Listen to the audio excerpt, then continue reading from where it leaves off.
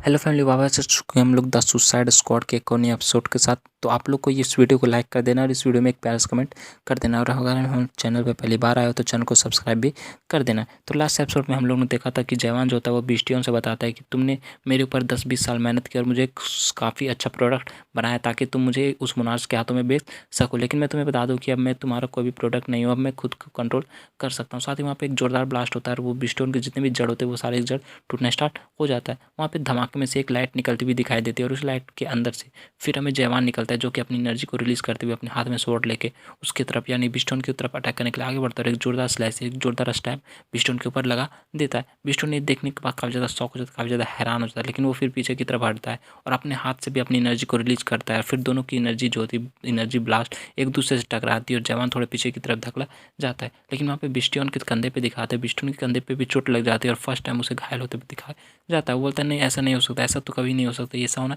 Impossible है, तुम ऐसा कैसे कर सकते हो, नहीं ऐसा नहीं हो सकता। लेकिन वहाँ पे जवान के हाथ में दिखाते हैं उसकी जो स्वॉर्ड होती है, तलवार होती है, उसमें अजीब तरह का एनर्जी इस तरफ का माना बहना स्टार्ट हो जाता है। और फिर ये देखने के बाद विष्णु बताता है ये तो हाइपर एडेप्टेशन है, ऐसा कोई बंदा कैसे कर सकता है, क्या ये अभी भी एक इंसान है। लेकिन वहाँ पे जो जवान होता है काफ़ी स्टाइल मार के खड़ा होता है, क्योंकि वो सारे पावर को यूज करने और इस टावर के बारे में सब कुछ जान चुका होता है। वो फिर से अपनी एनर्जी को रिलीज करना स्टार्ट कर देता है। बोलता है कि जब मैं इस टावर पे 100th फ्लोर पे सब फर्स्ट बार आया था तो मुझे कुछ अजीब डाउट होना स्टार्ट हो गया था कि ये जो टावर है ये भी उस नाइटमेयर ड्रीम का एक पार्ट ही है, और जब जब मैं इस बंदे के साथ फाइट करता था ये कभी भी मुझे मार नहीं सकता था। और इस वजह से मेरा जो डाउट था और ज़्यादा बढ़ता गया कि ये शायद जो इंसान है उन सबको मारना नहीं चाहता 100 फ्लोर पे आने के बाद, ताकि ये किसी चीज़ को यूज कर सके। और फिर मुझे काफ़ी अजीब महसूस होने लगा। लेकिन जैसे जैसे मैंने इस बंदे के साथ बात की, फाइट की, और जैसे जैसे मैं इसके साथ ज़्यादा वक्त बिताते लगा मुझे ये सब बातों के बारे में समझ आने लगी, और फिर मुझे भी कुछ अजीब विस्पर सुनाए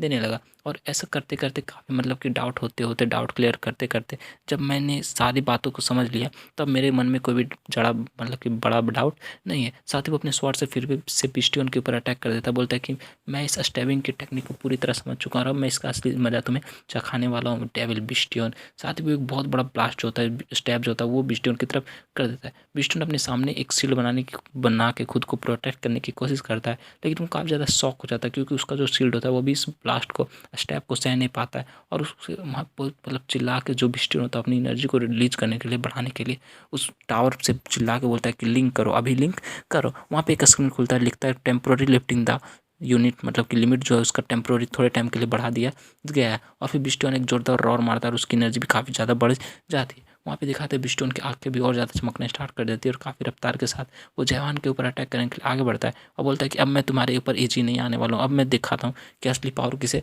कहते हैं। साथ ही वो काफ़ी रफ्तार के साथ फिर से जवान के ऊपर काफ़ी ज़्यादा अटैक करना स्टार्ट कर देता है। वो इतने जोरदार अटैक करता है कि जवान की नाक के पास भी कट लग जाता है और बोलता है कि तुम्हें क्या लगा था कि तुम अभी अभी मात्र सेकंड एक्टेप्टेशन पे पहुंचे हो और तुम मेरे से पावरफुल बंदे के साथ फाइट कर सकते हो।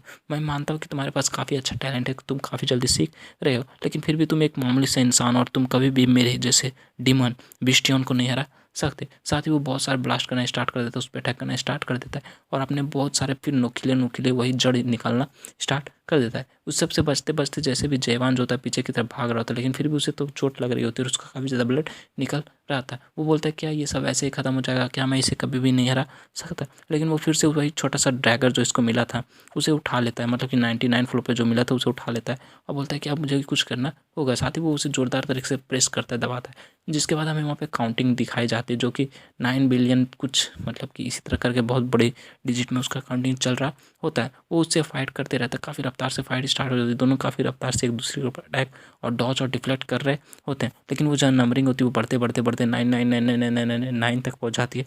उसके बाद वो जो मॉन्स्टर होता है बोलता है कि तुम्हें मेन गेम में पार्टिसिपेट करना ही होगा, भले तुम्हारा मन हो या नहीं हो, लेकिन तुम्हें इस गेम में, मेन गेम में पार्टिसिपेट करना होगा।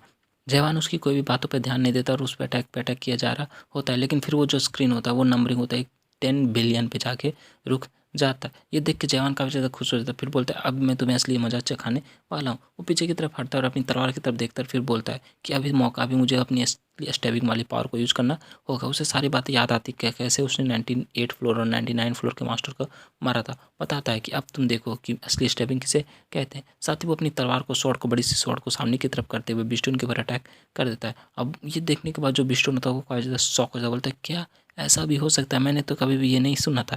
ये एडेप्टेशन नहीं है, ये तो एडेप्टेशन नहीं है, ऐसा एडेप्टेशन नहीं हो सकता, ऐसा हाइपर एडेप्टेशन कोई भी नहीं कर सकता। लेकिन वो जो ब्लास्ट होता है उसके अंदर बहुत ज़्यादा पावर होता है, बहुत ज़्यादा एनर्जी रिलीज होता है, वो सीधा जाके बिस्टियोन से टकराता है और वहाँ पे एक जोरदार ब्लास्ट होता है। उस ब्लास्ट के बाद का सीन दिखाया जाता है, जो जवान होता है वो तो आराम से वहाँ पे खड़ा होता है, लेकिन बिस्टियोन जोरदार तरीके से चिल्ला रहा होता है क्योंकि उसे काफ़ी ज़्यादा पेन हो रहा होता है और उस स्टेप की वजह से वो काफ़ी ज़्यादा घायल भी हो जाता है। फिर वहाँ पे बिस्टियोन के सामने जाके फिर से जयवान जो होता है वो खड़ा हो जाता है अपनी स्वॉर्ड को लेके और बोलता है कि मैं तुमसे एक आखिरी बार और आखिरी चीज़ कहना चाहता हूँ कि ये जयवान बिस्टियों से कहता है कि इंसान कोई भी खरीदने और बेचने की चीज़ नहीं है जिससे तुम अपने मन से खरीद और बेच सकते हो। बिस्टियों ने ये देखने के बाद बोलता है कि तुम्हें ने एडेप्टेशन नहीं किया, ना ही हाइपर एडेप्टेशन किया है, तुम एक अवेकन बंदे हो गए, अवेकनिंग तुमने की है। जवान जो होता है बिस्टियों से बोलता है कि तुमने हम लोगों को मतलब कि जितने भी मेंबर्स होते हैं उन सबको इसलिए मरवा देते हो ताकि तुम, क्योंकि तुम उन सारे बंदों को एक साथ झेल नहीं सकते, वो सारे के सारे अगर अवेकन हो गए तो तुम्हें मार डालेंगे, इसलिए तुम उन सारे बंदों को मारते रहते हो और एक जो बंदा बचता है, एक या दो बंदा जो भी इस फाइनल फोर तक आता है उन सबको तुम मेन गेम में भेज देते हो और उन सबको बेच देते हो। इससे तुम्हें काफ़ी अच्छा प्रॉफिट मिलता है। लेकिन अब जो भी होगा वो तुम्हारे हिसाब से नहीं चलने वाला। अब मैं सारे सिनेरियो को चेंज करने वाला हूँ। अब मैं ऊपर की तरफ देखता, फिर ऊपर की तरफ जो स्क्रीन होता है वहाँ पे दिखाता है एक टेम्पर टाइप का स्क्रीन होता है जो कि टूटना स्टार्ट हो जाता है। बोलता है कि मैं इस स्क्रीन को तोड़ देने, इस जगह को तोड़ के सेटल करके अगले नेक्स्ट फ्लोर पे जाने वाला हूँ और फिर मैं वहाँ पे जाने के बाद देखूँगा उसके ऊपर क्या होता है और उसके ऊपर क्या होता है। इसी तरह करते करते मैं इस सारे फ्लोर को, टावर को ख़त्म कर दूंगा। उसके बाद फिर वहाँ पे एक जोरदार ब्लास्ट होना स्टार्ट हो जाता है। फिर से स्क्रीन खुलता है जिस पे लिखा होता है user information, name, title, class, unique ability और स्किल, लेकिन कोई भी क्लास में कुछ भी नहीं लिखा होता है। और ये देखने के बाद बिस्टन काफ़ी ज़्यादा शौक से बोलता है नहीं नहीं प्लीज़ ऐसा मत करो, प्लीज़ ऐसा मत करो, प्लीज़ रुक जाओ रुक जाओ, ये जगह जो है ये आखिरी जगह, इसके ऊपर कोई भी फ्लोर नहीं मिलने वाला है, तुम इतनी बड़ी गलती क्यों कर रहे हो। बोलता है कि नहीं ऐसी कोई बात नहीं, यहाँ पे एक नेक्स्ट फ्लोर है, मुझे ये पता है। जवान जो तो बिस्टन से बोलता है नहीं तुम्हें इन सब नौटंकी करने की जरूरत नहीं है क्योंकि मुझे सारी बातों के बारे में पता है। बताता है कि जब जब मैं फ्लोर पे जाता था यानी 78 फ्लोर, 66 फ्लोर, जितने भी फ्लोर पे जाता था सारे फ्लोर पे कुछ ना कुछ लिखा होता था और इन सब बातों को मैं समझने की कोशिश करते करते हर फ्लोर पे जाने लगा। मतलब वहाँ पे सीन दिखाते वो 47 फ्लोर पे ज़्यादा, वहाँ पे भी कुछ लिखा होता है। बताता है कि मैंने उन सब चीज़ों को लिंक किया, पढ़ा, तो मुझे पता चला कि अगर हम लोग इस टावर के लास्ट तक पहुँच जाएंगे, एंड तक पहुँच जाएंगे, तो हमारा जो ये मिरेकल है, नाइट मेयर है, सपना है, ये कोई मतलब कि सिर्फ सपना नहीं रह जाएगा, ये एक हकीकत बन सकता है, ये जो ओरिजिनल बन सकता है। इसलिए हमें ऐसा करने के लिए हमें मिराज ट्री तक पहुंचना होगा जो कि इस टावर के टॉप के भी टॉप पे मौजूद है। इसलिए मुझे वहाँ तक जाने की ज़रूरत थी, लेकिन फिर भी मुझे पता नहीं था कि वहाँ पे क्यों जाऊँ और कैसे जाऊँ। लेकिन जब मैं तुमसे मिला उसके बाद मुझे सारी बातों के समझ में आ गई। जयवान बताता है कि ये सब जो भी स्क्रिप्चर्स लिखे होते थे हर एक फ्लोर पे, उसे लिखने वाले बंदे का नाम मुलॉस था जो कि इस टावर ऑफ नाइटमेयर का एक क्रिएटर भी था। उसी ने इस टावर ऑफ नाइटमेयर को बनाया था।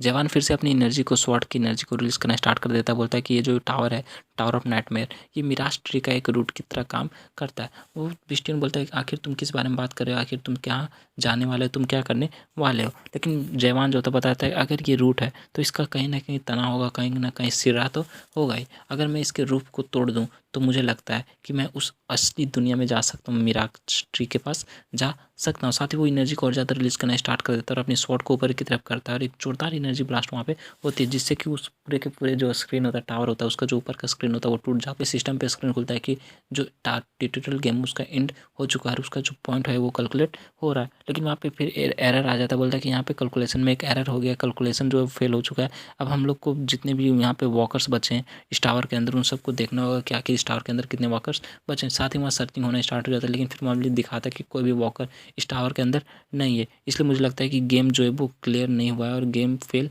हो गया। फिर सिस्टम का एक नोटिफिकेशन आता है कि ट्यूटोरियल गेम जो है वो फुल तरह से एंड हो चुका है, अब हमारा मेन गेम स्टार्ट होता है। वहाँ पे फिर हम लोग को नेक्स्ट सीन में एक जंगल का सीन दिखाया जाता है। उस जंगल में जो होता है जवान पहुँच जाता है और काफ़ी ज़्यादा हाफ रहा होता है, काफ़ी ज़्यादा पसीने छूट रहे होते हैं। वो उस जंगल में घूम रहा होता है, बोलता है कि फाइनली मैं इस मेन गेम यानी मिराज ट्री को ढूंढ लिया था। और इसी के साथ हमारा जो एपिसोड होता है इस एपिसोड को यहीं पे ख़त्म करते हैं। तो अगले एपिसोड में हम लोग देखेंगे कि उस मिराज ट्री यानी कि उस जंगल में वो क्या करता है। तो अगर आप लोग का एक्सप्लेनेशन थोड़ा सा भी अच्छा लगा तो वीडियो को लाइक कर देना, चैनल पे पहली बार आया हो तो चैनल को सब्सक्राइब कर देना। मिलते हैं नेक्स्ट वीडियो साथ, तक के लिए bye bye, stay happy, spread love.